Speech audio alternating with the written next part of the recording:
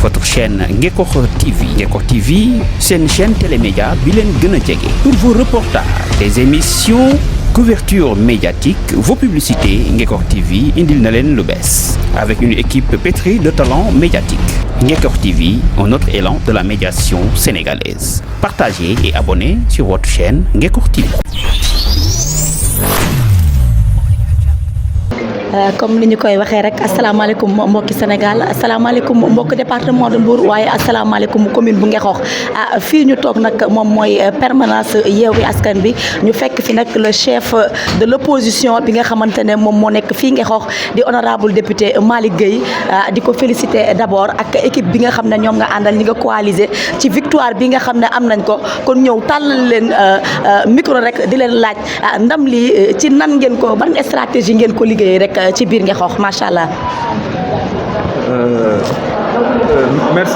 merci Gnilane ñu ngi sant yàlla di nuyu ñëpp di gërëm ñëpp di leen remercier également sur le fait que de manière spontanée ngeen ñëw accorder ñu benn interview à la suite d'une victoire que en fait on est des croyants yàlla mooy joxe ndam. Donc il faut en tirer aucune gloire mais nga xam ni lu yàlla dogal bon donc loolu la yàlla dogal ñu ci sant yàlla bu baax li ci des di remercier l'équipe de campagne avec tous les leaders politiques déjà qui étaient dans Yewwi Askan Wi ñoo àndoon ak Yewwi Askan Wi ak les leaders des autres coalitions qui nous ont rejoints aux élections législatives. Notamment la coalition Wallu PDS,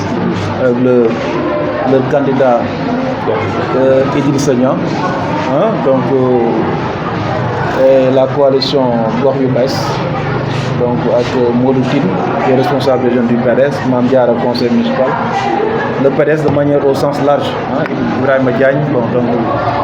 tous les responsables du PDS qui ont participé dans la campagne électorale et bon, les responsables des autres partis, que ce soit PASTEF, que ce soit Gox Yu Bess, un mouvement qui a rejoint, qui a fait une grande percée au local et qui nous a rejoint. Donc, PUR, Maguette Fall, Adji Marème, oui, dans la coalition. Oumar Sow, PCS Diengou. Donc on a une coalition assez large avec plus de 11 entités. Une coalition qui s'était déjà formée aux élections locales, mais une coalition qu'on a complétée aux élections législatives. Donc bon, on a un peu joué sur Diva, le secrétaire général du comité électoral, qu'on remercie beaucoup, qui a abattu un travail formidable en matière de communication. Et cette coalition, on a travaillé sur en fait une communication nationale. Depuis le début de la campagne, je disais à que éviter les communications locales. À l'occasion, je rends hommage au président du comité électoral de Benno Bokk Yaakaar, le maire Pape Songo Diouf, qui est un oncle, donc on a des relations qui dépassent même la politique. On a toujours essayé de maintenir en fait la politique dans l'espace politique. On a l'humanité, il faut préserver ça pour d'autres espaces. En tout cas, ñu ngi remercier ñëpp di kontaan ci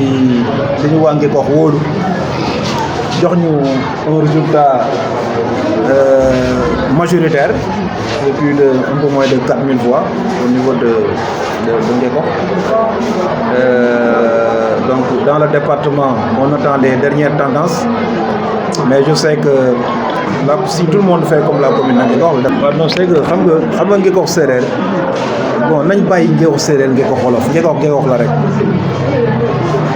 man terme boobu xam naa bis bu ma amee moyen pour ñu bàyyi loolu nañ ko bàyyi parce que Ngekokh man mi lay wax ni sama maam Sonar Diouf Ngekokh séeréer la donc je pense que les résultats yi passés yi ñu def Ngekokh séeréer on n'avait pas des résultats yu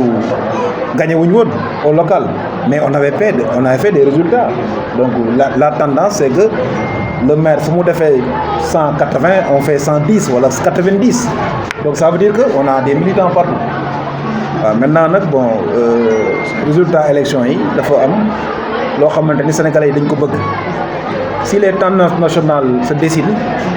inévitablement on va aller à une cohabitation wax naa la ko ce matin waaw donc xam naa di nga ni Malick ay sondage la ma doon jox mais que tu m'as interviewé ce matin ma wax la ko waaw ma ni la si les tendances se confirment on va aller vers une cohabitation et que le président Macky Sall na déglu le peuple sénégalais xam ni li ko desee mooy permettre à la coalition Yewwi majoritaire de l'accompagner vers pour une sortie honorable au niveau du pays. Je pense que loolu moo am solo li ci des yëpp ay remerciements la di nga comprendre que tey ne interview bi mënta dépasser lii ñu ngi ciy jégalu mais dans d'autres occasions on fera en fait nañ développer en tout cas li may terminer mooy maa ngi remercier toute la coalition les responsables remercier les populations de Ngeko pour l'affection pour la ligne bi ñu suivre parce que sas nañu nag moo tax au début ma ni ñun en fait buñ ci génne benn couloir parce que lii sas la pour l'avenir de Ngeko donc ñi ñu àndal pour ëllëg war nañ am responsabilité boo xam ne war nañ ko def ba mériter cette confiance des populations donc il nous reste un travail à faire un travail Marc Conté qui vient d'arriver responsable Taxawu Sénégal qu'on remercie au passage c'est un travail Arona était tout à l'heure là donc bon on a essayé de ratisser large maa ngi leen di remercier di kontaan ñilaat mon ami Bara grand ami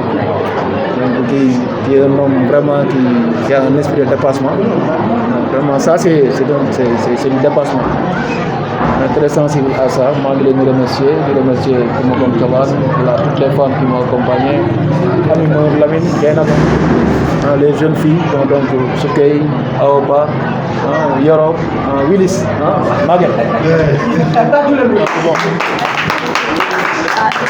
Aliou Mané je remercie tout le monde. di la remercier aussi si temps bi ñu accordé vraiment ndax ñu ngi leen fekk affaire bi dafa xew rek daanaka ñu egsi yéen ngi woon di saafonte ak ñi nga xam ne ñoom nga àndal ñu fekk la fi nga accordé ñu temps ak sa équipe bi kon ñu lay remercier ci loolu di leen ñaanal lii jig leen ak leneen loo xamante ne mu ngi ñëw incha allah.